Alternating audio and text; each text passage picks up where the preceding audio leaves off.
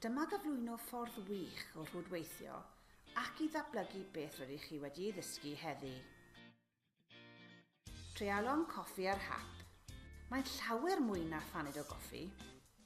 Sut mae'n gweithio? Dwedwch wrthym eich bod chi am gymeryd rhan.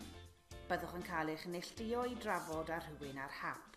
Yna, mae gennych chi 1 mis i drefnu gwrdd â'r person hwnna am sgwrs syml 20 munud dros baned, neu ail wyneb yn wyneb, dros y ffôn neu ar-lein.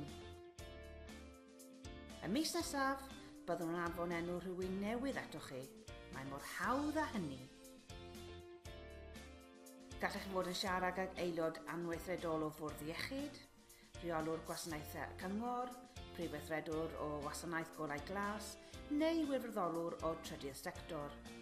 A gallech fod o unrhyw le yng Nghymru, neu tu hwnt. Treialon coffi ar hap. Cofrestrwch heddi.